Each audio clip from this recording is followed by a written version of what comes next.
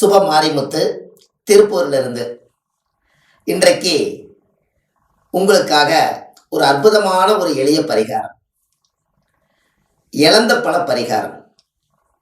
இந்த இழந்த பழ பரிகாரம் அப்படின்னா என்ன அப்படின்னு நீங்க எல்லாருமே தெரிஞ்சுக்கணும்.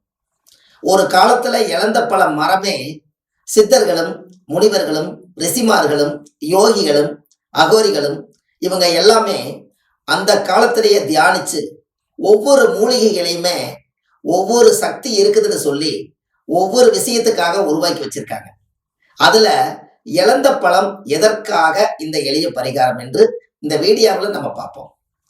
இப்பொழுது இழந்த பழ பரிகாரத்துல ஒரு அற்புதமான ஒரு விஷயத்த இன்னைக்கு சொல்றேன். நீங்க அதை நோட்ல குறிச்சு வச்சுக்கோங்க. ஏன்னா ஏதாவது ஒரு சூழ்நிலைக்கு இந்த பரிகாரம் உங்களுக்கு உதவியா இருக்கும். இப்போ ஒரு கடன் வாங்குறோம், ஒரு கடன் பத்திரத்தை கொண்டுட்டு போய் நம்ம பேங்க்ல வைக்கிறோம், இல்லை ஒரு நகையை கொண்டு போய் நம்ம பேங்க்ல வைக்கிறோம், இல்லை நம்மளுடைய பொருள் எங்கேயாவது ஒரு பக்கம் காணா போச்சு, நம்ம ஏதாவது ஒரு வழியில அந்த ஒரு நல்ல விஷயத்துக்காக கொண்டு போய் வச்சு இப்படி பொருளெல்லாம் என்னை விட்டு இழந்து போயிருச்சே அப்படின்னு உங்களுக்குள்ள ஒரு கவலை இருக்கும்.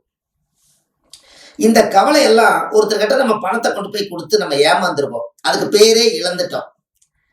அப்போ இதுக்கு என்ன பரிகாரம் அப்படின்னு உங்களுக்கே தெரியாம உங்களுக்குள்ளேயே ஒரு மனக்கலக்கத்தோட என்ன பண்றதுன்னே தெரியாம உங்க வாழ்க்கையில ஒரு சோகத்தை சொல்லிட்டே நீங்க உட்கார்ந்துருப்பீங்க. அதுக்கு ஒரு நல்ல ஒரு மருந்து வேணும் அல்லவா? அதனால நீங்க என்ன பண்றீங்கன்னா, உங்களுடைய ஜென்ம நட்சத்திரம் என்னைக்கு வருகிறதோ அன்றைக்கு இழந்த மரத்தை போய் உங்களுடைய வயசு எவ்வளவோ அவ்வளவு வயசு அந்த இழந்த மரத்துக்கு மஞ்சள் தண்ணி ஊற்றி அதுக்கு ஒரு சூடம் பருத்தி வச்சு என்னுடைய இழந்த பொருள் எல்லாம் திரும்பி எனக்கே வரணும்னு சொல்லி இழந்த மரத்தினுடைய மூலிகையை நீங்க வலமுறமா சுத்தி வந்தீங்கன்னா இழந்த பொருள் வீட்டுக்கு வந்துடும். இதை நீங்க செஞ்சு பாருங்க, உங்களோட வாழ்க்கையில ஒரு மிகப்பெரிய ஒரு மாற்றத்தை உருவாக்கு. ஏன் அப்படின்னு கேட்டீங்கன்னா, அந்த காலத்துல இழந்த பொருளுக்கும் இழந்த பழத்துக்கும் ஒரு வித்தியாசம் ஒண்ணுமே இல்லை, இதேதான். அப்ப இதுக்குள்ள ஏதோ ஒரு சக்திய அந்த காலத்துல உருவாக்கி வச்சுக்கிறாங்களா இல்லையா? அதனாலதான் இழந்த பழ பரிகாரம். இந்த பரிகாரத்துல உங்களுடைய குலதெய்வம் கோயில்ல போய் 11 முறை அந்த மூலஸ்தலத்தை சுத்தி 27 விளக்கு ஏற்றி சாமிக்கு தேங்காய் பழம் மாலை கல்கண்டு பூஜை புனஸ்தானங்கள்லாம் செஞ்சு மனசார நீங்க ஒரு வேண்டுதல் வச்சுட்டு இந்த இழந்த மரத்தை சுத்திட்டு வந்தீங்கன்னா இன்னமும் சிறப்பா இருக்கும். அந்த பொருள் நம்ம கைகூடி வரணுங்கிற ஒரு அமைப்பு இருந்துச்சு, அதனால அந்த அமைப்பு உங்களுக்கு தேடி வரும். அதை நீங்க செய்யணும், செஞ்சாதான் உங்களுக்கு அந்த பலன் கிடைக்கும். இதுல அந்த இழந்த மரத்தை சுத்திட்டு வந்துட்டு குலதெய்வத்தையும் சாமி கும்பிட்டு வந்துட்டு தயிர் சாதம் 11 பேர்த்துக்கு நீங்க வாங்கி கொடுக்கணும். அவங்களுடைய சாப்பாடு, நீங்க கொடுக்கக்கூடிய உணவு மனசார அவங்களுக்கு சாப்பாடு கொடுத்து அவங்க வாழ்க்கையில ஒரு நல்ல ஒரு திருப்திகரமா அவங்க சாப்பிட்டு முடிச்சு அவங்க வாழ்த்திட்டாங்கன்னா அந்த வாழ்த்துக்களும் இந்த இழந்ததுல வந்து ஜாயிண்ட் ஆகி மீண்டும் இதை எதற்காக இந்த தானம் பண்ணினாங்களோ அவங்க கொடுத்தவங்களுக்கு எந்த பொருளா இருந்தாலும் வீடு வரணும்னு சொல்லி அவங்க வேண்டுன வேண்டுல இவங்களுக்கு இழந்த பொருள் மீண்டும் வந்துடும். இதுக்கு பேரே இழந்த பழ பரிகாரம். இது ஆதி காலத்துல இழந்ததை மீட்டு திருப்பி கொண்டு வருவதற்காக இழந்த பழம். இதை கண்டிப்பா செய்யுங்க. இன்னும் சொல்ல போனா இழந்த பழத்தை நீங்க வீட்டுல வச்சிருந்தால் எதையும் இழக்க மாட்டீங்க. அது கண்டிப்பா இழந்த பழ கொட்டைய ஒரு டப்பாவில் போட்டு உங்க பீருவாவில் வச்சிருந்தீங்கன்னா இழந்த மரம் இழக்கிறதுக்கு அது தயாராகாம அந்த மூலிகை உங்களை காப்பாற்றும். இதை கண்டிப்பா செஞ்சுட்டு வாங்க. உங்களோட வாழ்க்கையில ஒரு மிகப்பெரிய ஒரு மாற்றத்தை உருவாக்கி உங்களுடைய ஜாதகம் ஒரு சிறப்பான ஜாதகமா வேலை செய்யும். உங்க ஜாதகத்துல இப்படி காணா போனவர்களுடைய சில பொருள்களுக்கும் காணா போன பத்திரங்களுக்கும் இந்த மாதிரி இருக்கிறவங்களுக்கு இந்த எளிய பரிகாரத்தை நீங்களே வீட்டில இருந்து இந்த ஒரு எளிய பரிகாரத்தை காசு பணம் ஏதும் இல்லாமல் மூலிகை மரத்தை சுத்தி முடிவெடுக்கக்கூடிய சக்தி அது உங்கள் கையிலேயே இருக்கிறது. இது தாராளமா நீங்க செய்துட்டு வாங்க. உங்களுடைய இழந்த பொருள் வந்ததுக்கு அப்புறம் எனக்கு ஒரு தகவல் கொடுங்க, அதுவே எனக்கு ஒரு சந்தோஷம். இதை செய்துட்டு வாங்க. பூசணிக்காய் பரிகாரம். அதாவது உங்களுடைய குடும்பத்துக்குள்ள எத்தனையோ தீராத நோய்கள் எல்லாம் உடம்புல இருக்கும். இந்த தீராத நோய்க்கு என்ன வைத்தியம்ங்கிறது யாருக்குமே தெரியாது. அது டாக்டர் கிட்ட போய் சொன்னாதான் அதைய கண்டுபிடிச்சு அதுக்கப்புறம்தான் அதுக்குண்டான மருந்தை தேடி அதுக்கப்புறம் உணவு ரீதியாக உங்களுக்கு வரும். அப்போ என்ன நோய் எதற்காக வந்துச்சு, இது வம்சாவளி நோயா, இல்லை இது பிறக்கும் போதே ஜீன்லேருந்து வந்த வம்சாவளி நோயா, இல்லை இது பாரம்பரியமாகவே இந்த நோய் எல்லாத்துக்கும் இருக்கா, இல்லை என்னுடைய வாழ்க்கையில நான் செய்த தவறுனால இந்த நோய் உருவாயிருச்சா, இப்படி எல்லாம் உங்களுக்குள்ள ஒரு கேள்வி பிறந்துகிட்டே இருக்கு. இந்த நோய்க்கு காஞ்சி பெரியவர் என்ன சொல்றாருன்னா, உங்களுக்கு வயிற்றுல உடம்புல உச்சியிலிருந்து பாதத்துக்குள்ள தீராத நோய்கள் ஏதாவது இருந்துச்சுன்னா, உங்களுக்கு ஒரு மன நம்பிக்கை இருந்தா,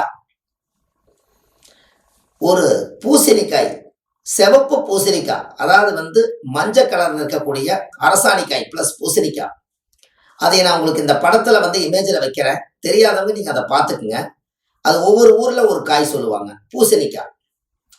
இது டிஸ்டிக்கு உடைக்கக்கூடிய பூசணிக்காய் அல்ல, அதனால அது ஒரு பூசணிக்காய். அப்படியே வட்ட வட்டமா அப்படி இருக்கும்.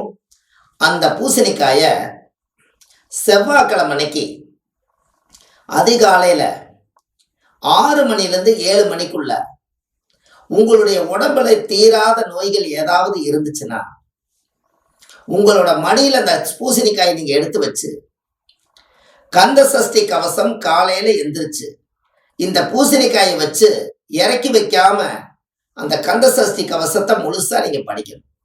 சஷ்டியை நோக்க சரவண பவனா சிஸ்டன குதிரவும் செங்கதிர் வேளாண் பாதம் 2 பன்மதிர் சதங்கை கீதம் பாட கிண்கிணியாட, இப்படி உங்களுடைய அந்த பாடலை நீங்க முழுசா படிக்கணும்.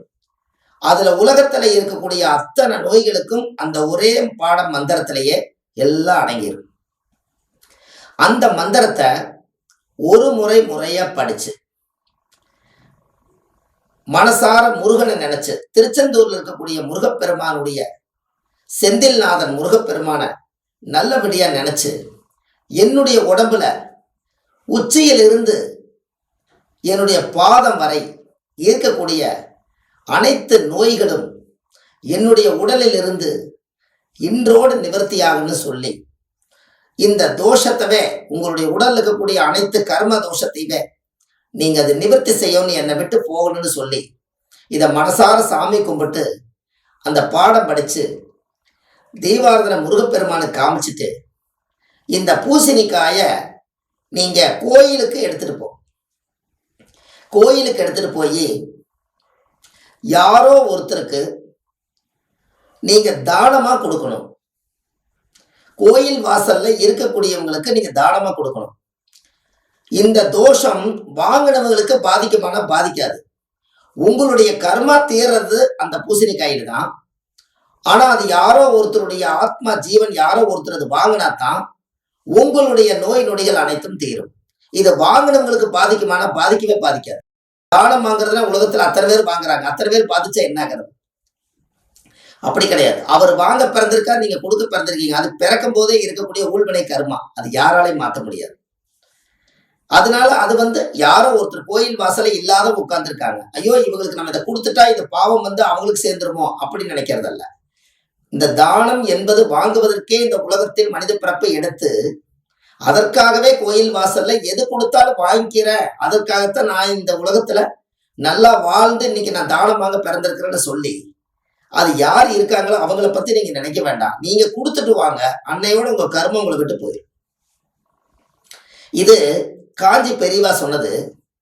இது ரொம்ப காலத்துக்கு முன்னாடி ஜோதிடம் 27 வருஷத்துக்கு முன்பு ஆரம்பத்துல நான் படிக்கும் போது முதல் இந்த பூசணிக்காய் பரிகாரத்தான் ஒரு பெரிய ஒரு பழைய நூல்ல இருந்து இந்த உலகத்துக்கு அது தோன்றி நான் அதை படித்தேன்.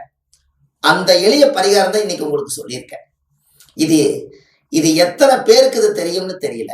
ஆனா நம்ம சொல்ல வேண்டிய கடமை, ஒரு ஜோதிடராக இருந்து ஒரு நோய் இந்த கர்மவினை இந்த மூலிகையினால இது நிவர்த்தி ஆகுதுன்னு அந்த காலத்துல மகான்களே இதை சொல்லிட்டு போயிருக்காங்க. அதனால நம்பிக்கையோட நீங்க தாராளமா செய்யலாம். உங்க வாழ்க்கை மிக மிக மிக மிக உங்க உடல் தோசை நிவர்த்தியாகும். இதை செய்துட்டு உங்களுடைய குலதெய்வம் கோயிலுக்கு போகணும்.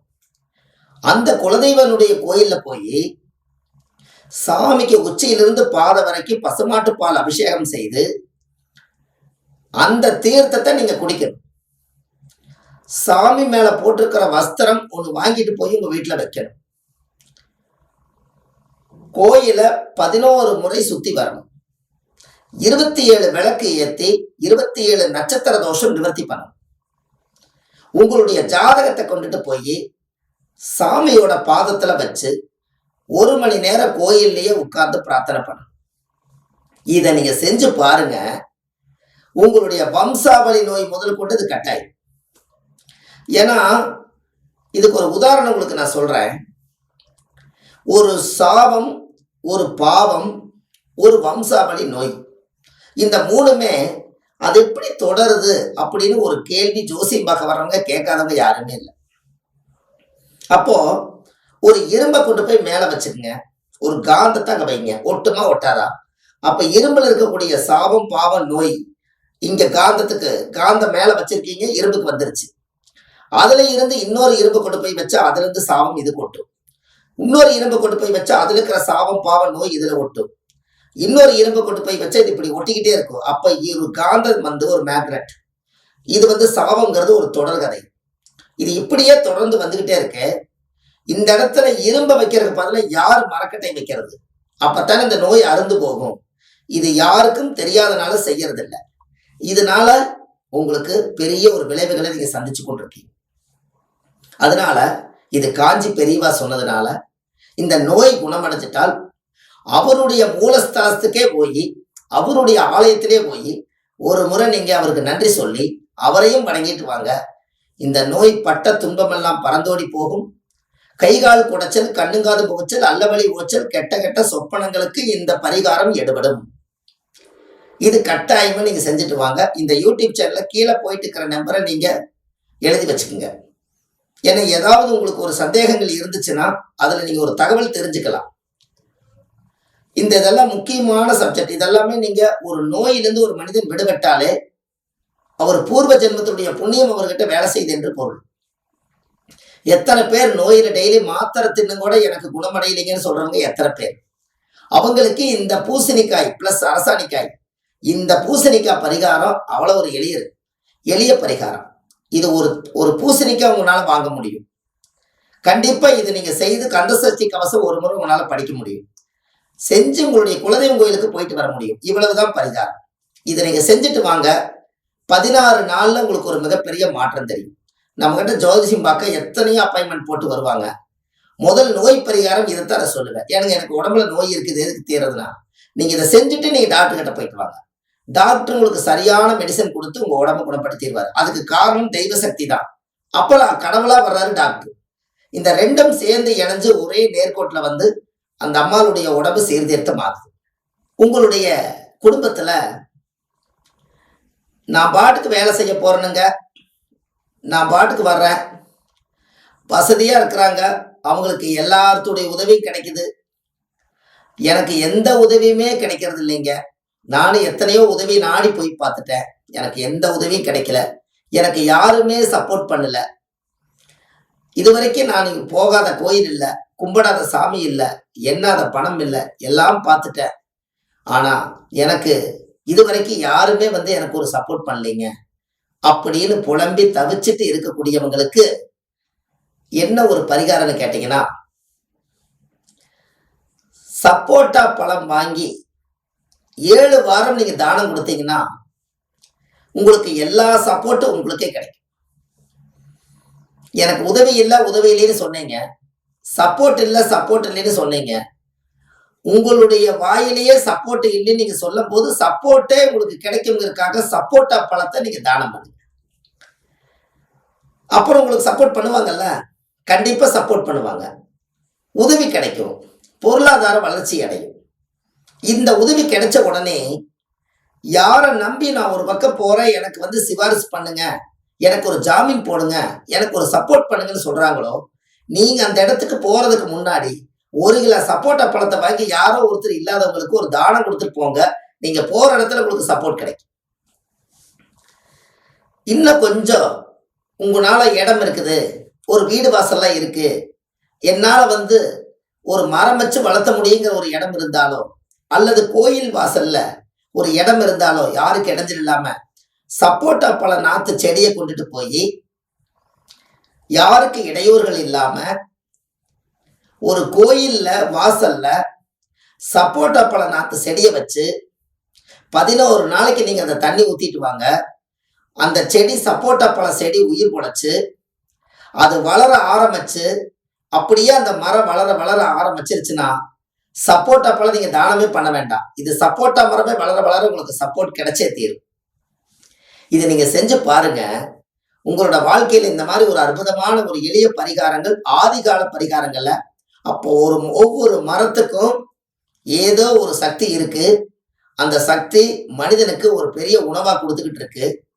அந்த உணவு மூலியமா நாம் அதற்கு ஒரு குளிர்ச்சி செய்ய செய்ய அந்தந்த மரத்தை கொண்டு போய் நம்ம உயிர் பிழைக்க வைக்கும் போது அந்த மரத்தில் இருக்கக்கூடிய அனுகிரகம் என்னவோ அது நமக்கு கிடைச்சே தீரும்.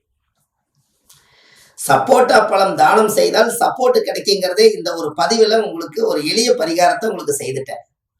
நீங்க ஒரு செக் பண்ணுங்க. ஏதாவது ஒரு வீட்டில் சப்போட்டா பழம் இருக்கான்னு பாருங்க. அவங்களுக்கு பேக்ரவுண்ட் இருக்குதான்னு கேளுங்க. ஆமாங்க, இதில் ஒரு ஃபோன் பண்ணா நம்ம ஆள் பெரிய ஆளு உடனே எடுத்து பேசுவாரு. நம்மளுக்கு தமிழ்நாடு பூரா செல்வாக்கு இருக்குதுங்கம்பாங்க. ஏன்? சப்போர்ட் பண்ணக்கூடிய மூலிகையே அவங்களுடைய வீட்டில் வளருது. அதனால சப்போர்ட் பண்ணித்தான் தீருவாங்க. நீங்க பெரிய வசதி இல்லைனாலும் கூட சப்போட்டா பழம் வாங்கி போற காரியம் நடக்கிறதுக்கு ஒரு தானம் பண்ணுங்க. அந்த காரியம் நடக்கலைன்னா உங்களுக்கே ஒரு மன வருத்தம் ஆகும். நம்பிக்கையோட செஞ்சு பாருங்க. அந்த வருத்தத்துல இருந்து நீங்க வெளியே வந்துடுவீங்க. இது நிறைய பேர்த்துக்கு நம்ம சொல்றோம். ஒரு பிரசன்னம் பார்க்க வர்றாங்க. பிரசன்னம் பார்க்க வரும்போது பூ, பழம், கனி, வெத்தலை, பாக்கு எல்லாம் வச்சு அவங்க கொண்டு வரும்போது ஆப்பிள், ஆரஞ்சு, மாதுளம்பழம், கொய்யாப்பழம் எல்லாம் கொண்டு வருவாங்க. நான் வேக்கையானமா நான் என்ன பண்ணுவேன்னா, அதுல சப்போட்டா பழம் இருக்குதான்னு நான் பார்ப்பேன்.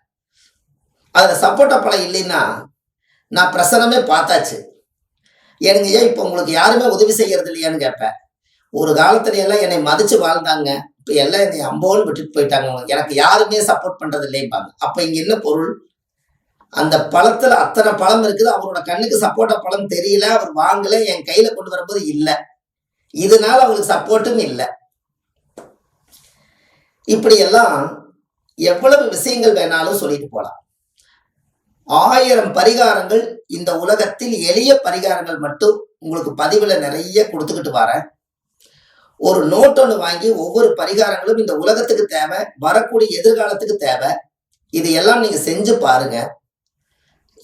எல்லாத்துலயும் ஒரு உணர்வு இருக்குது, ஒரு சுவை இருக்குது, ஒரு உண்மை இருக்குது. அதை உணர்ந்தால் உங்க வாழ்க்கையில லட்சியத்தையும் கூட காப்பாற்றும். கண்டிப்பா இதை செய்துட்டு வாங்க.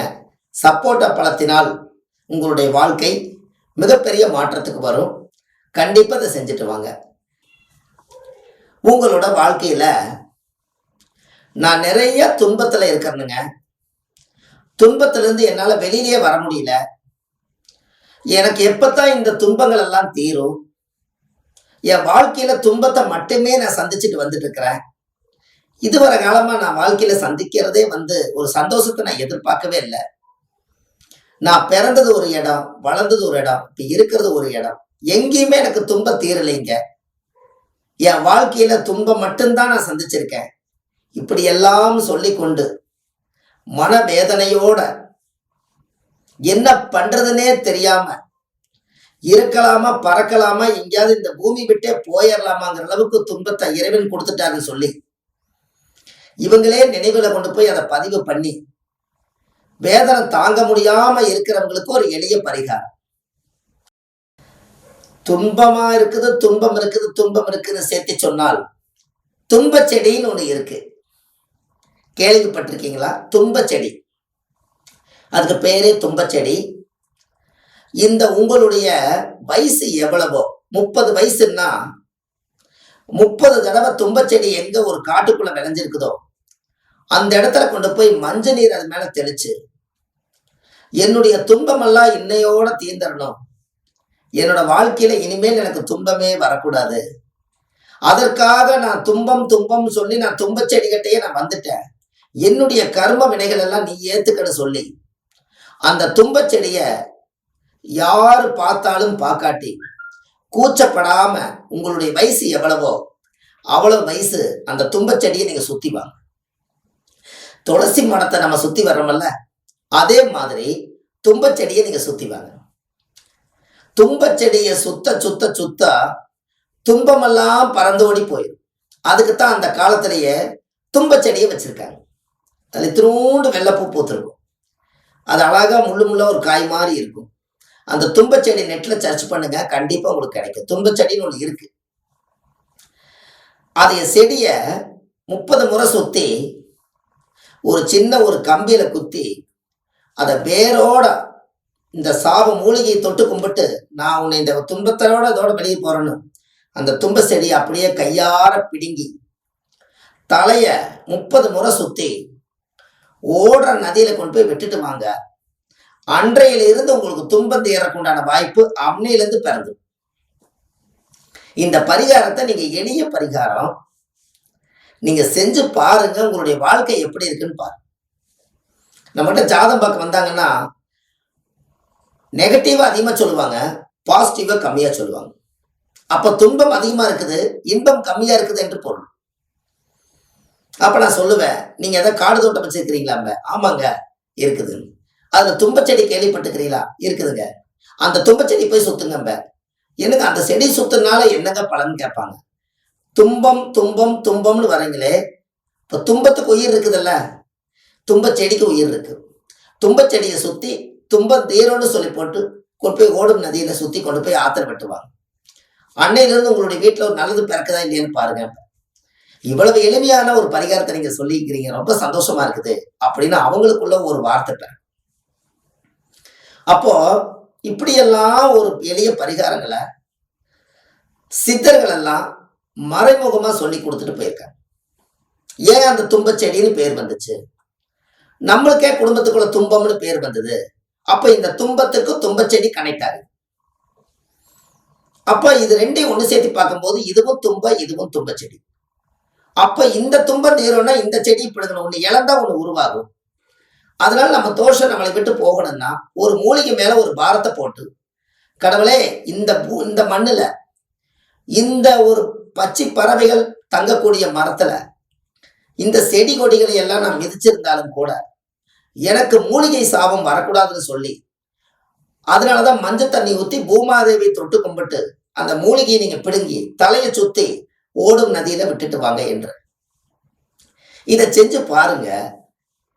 ஒரு பாயிண்ட் நம்மளுடைய கஷ்டத்திலையும் கூட ஒரு பாயிண்ட் அப்பவே குறையும். அன்னைக்கு பிடிங்க நினைக்க குறையும். இதை நீங்க செஞ்சு பாருங்க. உங்களோட வாழ்க்கையில துன்பம் துன்பம் துன்பம் என்று சொல்லிக் கொண்டு இருப்பவர்களுக்கு இத்தோடு துன்பம் தொலையும் துன்பச் செடியால். அதனால இது துன்பச் செடி பரிகாரம். இப்போ ஒரு மனிதனுக்கு கடன் ஒரு பெரிய ஒரு மனநோய். இந்த கடன்ல இருந்து யாராலையுமே வெளியில வர முடியல. கடன் பட்டார் நெஞ்சம் போல் கலங்கினார் இளைஞன் வேந்தன் என்று பொருள். அவரும் கூட அந்த காலத்துல கடனால ஒரு அவமானத்தை தாங்கிட்டாரு, ஒரு கெட்ட பெயரை தாங்கிட்டாரு, தன்னுடைய உயரவே மடிச்சுக்கிற அளவுக்கு இருக்கக்கூடிய அத்தனையும் தாங்கி ஒரு வீர சூரனா இருக்கக்கூடிய அனைத்து பேரும் கூட கடனுக்கு மருகி நிற்கிறாங்க இன்னைக்கு. இந்த கடன்னால அவங்களோட வாழ்க்கையில பாருங்க, தன்னோட மனைவி கிட்ட சந்தோஷமா பேச முடியல, பெற்ற பிள்ளை எடுத்து கையில கொஞ்சம் முடியல. ஒரு காலத்துல குழந்தையெல்லாம் இடுக்கிட்டு போய் அந்த குழந்தை கேட்கிற பொருளை வாங்கி கொடுப்பாங்க. இப்ப அந்த குழந்தை கையிலையும் கூட எடுக்கிறது இல்லை. ஏன்? என்ன காரணம்? அவர் மனசுக்குள்ள கடன் கடன் கடன் கடன் சொல்லி ஆழமா பதிஞ்சு வாழ்க்கையில நான் எப்பத்தான் இந்த கடன்ல இருந்து மீண்டு வருவேன் எனக்கே தெரியலையே அப்படின்னு இவங்களுக்குள்ள ஒரு பெரிய ஒரு வேதனை. வெளியில சொல்லாத ஒரு விஷயம் இந்த கடன் மட்டும்தான். அது என்னைக்காவது அவமானப்பட்ட கடன்காரன் சொன்னதுக்கு அப்புறம் இத்தனை கடன் இருக்கான்னு தெரியும். அது வரைக்கும் இவங்க மனசுக்குள்ளேயே புதைஞ்சு கிடக்கிறது இந்த கடன் தான். இந்த கடன் கட்டாயமும் ஒவ்வொரு மனிதர்களுக்கும் இந்த கடனை அடையணும். ஏன்னா ஏதோ ஒரு வழியில பூர்வ ஜென்ம கடன் என்று பொருள். எப்படி இந்த கடன் முதல்ல உருவாச்சு? நாம இன்னைக்கு சொல்றோம், இந்த ஜென்மத்துல சொல்றோம், ஒருத்தரை நம்ம ஏமாத்துறோம். எப்படி? 1,00,000 ரூபாய் கொடுங்க, 2 ரூபா வட்டி போட்டு நான் கொடுக்குறேன் அப்படின்னு சொல்லிட்டு நம்ம அவர்கிட்ட நாணயமா நடந்துக்கிறேன்னு சொல்லி 1,00,000 ரூபாய் நம்ம வாங்கிக்கிறோம். அவரு 2 ரூபாய் மாசமான 2,000 ரூபாய் வட்டி வரும்னு சொல்லி அவர் யதார்த்தமா வட்டி கொடுக்கக்கூடியவர், அதை வாங்கி சீவனம் பண்ணக்கூடியவர். அவரும் நம்பி என்ன பண்ணிடுறாரு, ஏதோ ஒரு பேப்பர்ல கையெழுத்தை போட்டுட்டு இவர் கொடுத்துறாரு. சரி, நம்ம தான் பேப்பர்ல கையெழுத்து வாங்கிட்டோம்ல, நம்ம நீ பயப்படாம இருக்கிறாரு அவருடைய கொள்கை. இவர் வாங்கினவருக்கு என்னன்னா 1,00,000 வாங்கி அவருடைய கர்ம வினை எங்கேயோ கொண்டு போய் தொழில் செஞ்சு லாஸ் ஆயிடுச்சு. அவர்னால கொடுக்க முடியல. இப்ப அவர் வட்டி வட்டி வட்டின்னு கேட்டு வட்டி வரல. கடைசிக்கு முதல்ல கேட்கிறாரு, முதலும் வரல. சொல்லி சொல்லி சொல்லி காலமே போய் வாங்கினவர் 1,00,000 ரூபாய் வாங்கினவர் காலமே ஆயிட்டார். இந்த கடன் எப்படி கட்டுவது? இந்த கடன்ல இருந்து எப்படி அவருக்கு போய் கடங்காருக்கு போய் சேரும்? அப்போ கொடுத்தவருக்கு எவ்வளவு வேதனை இருக்கும். அவர் காலமே ஆயிருந்தாலும் கூட என்ற பணம் 1,00,000 போச்சே அப்படின்னு இவர் ஒரு சாபத்தை கொடுக்கிறார் அந்த குடும்பத்துக்கு. அந்த சாபத்தை கொடுக்கும்போது இவர் சொன்னது என்ன, 2 ரூபாய் வட்டின்னு. அப்ப 100க்கு 2 ரூபாய் வட்டின்னு சொல்லி 2,00,000க்கு 2,000 ரூபாய் வட்டி கொடுக்குறேன்னு சொல்லி எவ்வளவு காலமா இந்த கடன் அவருக்கு போய் 2,000 மாசம் மாசம் சேரலையோ அவ்வளவு மாசமும் சேர்ந்து வருஷமா மாறி பல வருஷங்கள் இந்த கடன் வராம இந்த ஆத்மா வாங்கின கொடுத்த ஆத்மாவும் காலமாய் போய் இந்த கடனுக்கு முதலுக்கு கேள்விக்கு பதிலே இல்லாம ஆகி இந்த ஆத்மா அதை நினைச்சே ஏங்கி காலமாய் போயிடும். கடைசியில இரு ஜென்மம், அதாவது அடுத்த ஜென்மம் பிறக்கும் போது இந்த கடனை தீர்க்க முடியாத அளவுக்கு நம்ம ஏமாத்திட்டு வந்ததுனால அதுக்கெல்லாம் சேர்ந்து வட்டியா கட்டிட்டு இருக்கிறங்க. இன்னைக்கு வரைக்கும் முதலே கட்ட முடியும் சொன்னது எல்லாமே நீ போன ஜென்மத்துல நீ வாங்கிட்டு 1,00,000 ரூபாய் வாங்கிட்டு 2,000 ரூபாய் நீ கொடுக்கவே இல்லை, மாசம் மாசம் வட்டி. அவரு கேட்காத மாதிரியும் நீ கொடுக்காத மாதிரியுமே நடந்துகிட்ட. ஆனா உழைச்ச பணம் உன்னை ஏமாத்திருச்சு. அப்போ இந்த ஜென்மத்துல அந்த கடனை அடைக்கிறதுக்குன்னே நீ பிறப்பெடுத்து எத்தனை ஆண்டு காலமாக அந்த 2,000 சேர்த்தி அது லட்சக்கணக்கில் அது வட்டியா மாறி இருக்கோ அத்தனை லட்சம் கொடுக்க வரைக்கும் அந்த கடன் தீராது. இதுதான் வட்டியும் முதலும் சேர்ந்து மொத்தமா வாங்குற பொருள். அப்போ இந்த கடன் போன ஜென்ம கடனா இல்ல இந்த ஜென்ம கடனா? நீங்க ஒரு கஷ்டமா இருக்கும் போது நீங்க நினைச்சு பாருங்க, கடன்காரர் ஏதாவது பேசிட்டு போயிட்டாருன்னா நீங்க நினைச்சு பாருங்க என்ன ஒரு சொல்லுவாருன்னு. ஐயோ, போன ஜென்மத்துல யாருக்கு எடுத்த கடமை தின்னு தெரியல, இப்படி வந்து கத்திட்டு போறாங்களே, இந்த கேள்வி பிறக்குதா இல்லையா? அப்ப கண்டிப்பா யாருகிட்ட கடன் வாங்கினாலும் உண்மையாலுமே உழைச்சு ஒரு நாள் இல்லாட்டி ஒரு நாள் நம்ம திருப்பி கொடுத்துட்டு இந்த ஆத்மா இந்த உலகத்தை விட்டு போயிட்டா தவறே இல்லை. ஆனால் கடனோட நம்ம போயிட்டோம்னால் கண்டிப்பா நம்ம சந்ததிகளாவது அதுக்கு பிறந்து அதை கட்டுவாங்க. வேற வழியே கிடையாது. இதுதான் கடன். அப்ப கடன் வாங்கும் போதே யோசிச்சுதான் நம்ம செய்யணும். சரி, இவ்வளவு கடன் பட்டுட்டோம், இதுக்கு ஒரு பரிகாரம் வேணும் அல்லவா? அப்போ இந்த பரிகாரம் எப்படியெல்லாம் ஒரு அதிகாரமா செயல்படுதுன்னு இந்த பதிவுல நீங்க பாருங்க. இந்த கடனுக்கு அந்த காலத்திலேயே முன்னோர்கள் எல்லாமே கடன், கடுமையான கடன், அந்த கடுமையான கடன் தீர்வதற்கு சிவப்பு குரங்குக்கு கொண்டு போய் உணவு கொடுத்துட்டு வர சொல்றாங்க 6 முறை. இதை நீங்க செஞ்சுட்டு வாங்க. அந்த காலத்துல முன்னோர்கள் சொன்ன எளிய பரிகாரம். சிவப்பு குரங்குக்கு கொடுக்கணும். சாதாரண குரங்குக்கு பாத்தீங்கன்னா எப்பவும் பார்த்தா குரங்கு மாதிரியே நீங்க பாக்குற பார்வையிலே இருக்கும். அதுக்கு வாய் ரொம்ப சிவப்பா இருக்கும், கை காலெல்லாம் ரொம்ப சிவப்பா இருக்கும். அதுதான் சிவப்பு குரங்கு. நீங்க அதை ஒரு முறை நீங்க மலையில பாருங்க. அதை பார்த்துக்கிட்டே இருந்து கரெக்டா அதோட பார்வையில கொண்டு போய் உணவை வைங்க. அது எடுத்து சாப்பிட்டுச்சுன்னா உங்க கடன் தீரப்போகுது என்று பொருள். இந்த எளிய பரிகாரத்தை நீங்க எந்த பதிவுல நீங்க பார்த்திருப்பீங்க? ஏன் நான் இதை சொல்றேன்? இது ஒரு 300 வருஷம் 400 வருஷத்துக்கு முன்னாடி ஓலைச்சுவடியில இருந்து சித்தர்கள் உருவாக்கி வச்சு அந்த காலத்துல கல் தோன்றா மண் தோன்றா காலத்துல எளிய முறையில இந்த பரிகாரத்தை கண்டுபிடிச்சிருக்காங்க. அதை நம்ம நூலாக்கம் பண்ணி அதை நிறைய பேர்த்துக்கு சொல்லி அந்த கடன் குணமடைஞ்சதை பார்த்துதான் நான் இந்த பதிவுல உங்களுக்கு சொல்றேன். அதனால நீங்களும் அதை செய்யுங்க.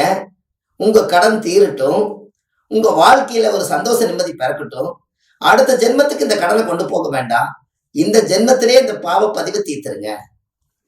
இந்த கடனுடைய நோயை தீர்த்துருங்க. மனசுல இருக்கக்கூடிய ஆத்மா ரொம்ப ஃப்ரீடமா இருக்கும். இதெல்லாம் உங்களோட வாழ்க்கையில நீங்க எல்லாம் தெரிஞ்சுக்கணுங்கிறதுக்காகத்தான் இந்த பதிவை உங்களுக்கு நான் கொடுக்குறேன். இன்னைக்கு வீட்டுல காசு தங்கணும், பொருளாதார வளர்ச்சி அடையணும், எங்கேயோ உழைக்கிறோம், அந்த பணம் நம்ம வீட்டுக்கு வந்தே தீரணும். இதற்கெல்லாம் ஒரு எளிய பரிகாரத்தை இன்னைக்கு உங்களுக்கு சொல்ல வந்திருக்கேன். இந்த மூங்கில் செடி பரிகாரம் உங்களுக்கு ஒரு அற்புதமான பரிகாரம். மூங்கில் செடி கேள்விப்பட்டிருக்கீங்களா? பெரிய பெரிய ஹோட்டல்ல எல்லாம் பாருங்க, இந்த மூங்கில் செடி வச்சிருப்பாங்க. அங்கெல்லாம் பாருங்க, ஹோட்டல்ல 10 கார் நிற்கும். காசுக்கு ஹோட்டலுக்கு தேடி போகும். அப்போ இந்த மூங்கில் செடி பிரம்மாண்டமான ஒரு வேலை செய்யும். மூங்கில் என்பது ராகுவுடைய ஆதிக்கம். இருக்கிறதுலயே எவ்வளவு பெரிய உயரத்துக்கு மரங்கள் வளர்ந்தாலும் கூட ஒரு சூறாவளி காத்து வந்தாலும் உடைஞ்சு போயிடும். ஆனா மூங்கில் மட்டும், கல் மூங்கில் மட்டும் உடையவே உடையாது. அது அப்படியே வளைஞ்சு பூமியை தொட்டுட்டு மறுபடியும் நேரா போகும். ஆனா உடையவே உடையாது. அவ்வளவு சக்தி வாய்ந்த ஒரு மூலிகை மூங்கில் செடி மட்டும்தான். உங்களுடைய வீட்டிலேயோ அல்லது உங்களுடைய தோட்டத்திலேயோ மூங்கில் செடி ஒரு ஓரத்துல நட்ட வச்சு நீங்க அதற்கு தண்ணி ஊத்திட்டு வந்துட்டு இருந்தீங்கன்னா, அந்த மூங்கில் செடி வளர வளர வளர உங்களோட வாழ்க்கையில ஒரு மிகப்பெரிய ஒரு மாற்றத்தை நீங்க சந்திப்பீங்க. இதை கண்டிப்பா நீங்க செஞ்சு பாருங்க. உங்களுடைய வாழ்க்கை ரொம்ப மிக சிறப்பா இருக்கும். பெரிய பெரிய 5 ஸ்டார் ஹோட்டலு, 3 ஸ்டார் ஹோட்டலு, இதுல எல்லாம் பார்த்தீங்கன்னா மரம் செடி கொடிகள் அதிகமா இருக்கும். இதுல பார்த்தீங்கன்னா எச்சா இருக்கிறது மூங்கிலா தான் இருக்கும்.